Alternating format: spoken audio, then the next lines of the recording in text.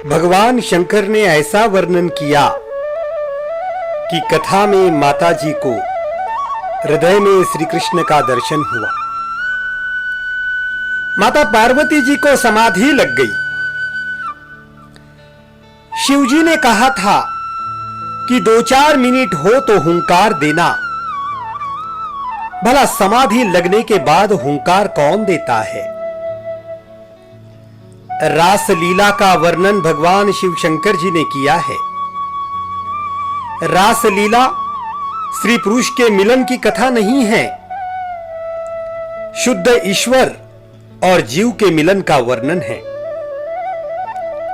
शिवजी महाराज ने ऐसी मधुर कथा कही कि पार्वती माता को समाधि लग गई। पार्वती माता के हृदय में परमात्मा का दर्शन हुआ है। आनंद के साथ परमात्मा के साथ में वो एक हो गई है। अब भला हुंकार कौन भरे? अरे भाई, सब भगवान की लीला है, ये तो भगवान ही जाने। वट वृक्ष की छाया में एकांत में शंकर भगवान माता पार्वती जी को कथा सुना रहे थे। उस समय वहां पर एक तोता भी था। सबको बाहर निकाला गया था, किंतु वह तोता वहां पर रह गया था। तोते ने शिवजी ने सुनाई हुई सारी कथा सुनी। तोते को भी ज्ञान हो गया। भगवान शंकर कथा कहते थे। उसने देखा माता पार्वती तो समाधि में है, आगे तो अभी बहुत सारी कथा बाकी है, बहुत सारी लीलाएं बाकी है। द्वारका लीला बाकी है, एकादश स्कंध की ज्ञान लीला बाकी है, लेकिन माता पार्वती के मुख से तो हुंकार फूटती नहीं है। कदाचित शिवजी आंखें खोल दे और शिवजी को खबर पड़े कि माता पार्वती जी को तो समाधि लग गई है, तो वो आगे की कथा नहीं सुनाएंगे। तोते को ज्ञान हुआ था। तोते ने माता पार्वती के जैसा शब्द किया, या ऐसा कह के वो हुंकार भरने लगा था। शंकर भगवान को खबर नहीं थी कौन कथा सुन रहा है। माता जी को तो समाधि लगी है। शिवजी ने ऐसा दिव्य वर्णन किया कि वो तोता पूरी कथा सुनता था। दशम स्कंध की कथा पूरी हो गई, एकादश स्कंध भी परिपूर्ण हुआ, द्वादश स्कंध समाप्ति हुई। समाप्ति में शिवजी ने भगवान का जयकार किया और आंख खोलते हैं शिवजी महाराज। माता जी तो समाधि में है। शिवजी महाराज पुकारते हैं, देवी देवी। अरे समाधि लगी है देवी को, तो कौन सुनता है समाधि में किसी की? शिवजी महाराज को आश्चर्य हुआ कि कब इसको समाधि लगी, मुझे कुछ खबर ही नहीं पड़ी। लेकिन अगर ये समाधि में थी तो हुंकार कौन बोलता है? शिवजी इधर उधर देखने लगे।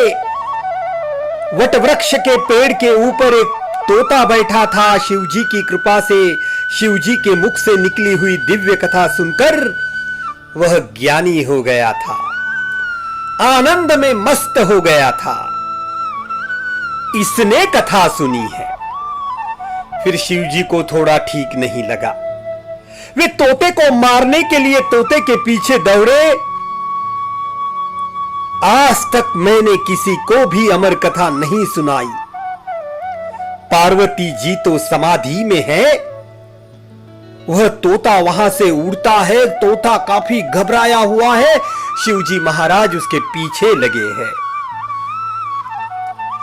कैलाश पर्वत के पास में श्री व्यास नारायण का दिव्य आश्रम है। महर्षि व्यास वहां पर बैठकर भागवत की रचना करते हैं। भागवत की रचना करने के बाद महर्षि व्यास चिंता में है कि अरे मेरी इस भागवत की कथा को कौन सुनाएगा। मेरी इस भागवत की कथा को कौन करेगा? बड़े बड़े ऋषि व्यास जी के शिष्य है, मांगते हैं वे, कहते हैं हम करेंगे हम करेंगे, लेकिन व्यास नारायण जी ने किसी को ऋग्वेद दिया, किसी को यजुर्वेद दिया, किसी को महाभारत दिया, भागवत नहीं दी। भागवत प्रेम शास्त्र है, ये मेरा सर्वस्व है। जो परमात्मा के साथ ही प्रेम करता है वही भागवत की कथा बराबर कर सकता है। जो जगत के जड़ पदार्थों के साथ प्रेम करता है वह भागवत की कथा क्या करेगा? किसी को भागवत देने की मेरी इच्छा नहीं है, व्यास जी कहते हैं। व्यास जी के पत्नी का नाम है अरनी देवी। वृद्धावस्था में ऐसी इच्छा हुई कि शंकर भगवान मेरे पुत्र हो, मैं भागवत उनको दे दूंगा, वे भागवत की कथा करेंगे, वे मेरा सर्वस्व है। इसके लायक तो भगवान शंकर ही है, श्री कृष्ण ही शिव जी का धन है। शंकर भगवान मेरे पुत्र हो, ऐसी इच्छा से महर्षि व्यास अरनी देवी के साथ पंचाक्षर शिव मंत्र का जप करते हैं। ओम नमः शिवाय, ओम नमः शिवाय। शिव जी का अवतार नहीं होता है, शिव जी जगत में ज्यादा नहीं आते हैं, शिव जी को जगत में आने की इच्छा नहीं होती है, प्रकृति से दूर रहते हैं। जगत में कौन आए? यह संसार तो मायामय है। श्रीमद् नारायण नारायण।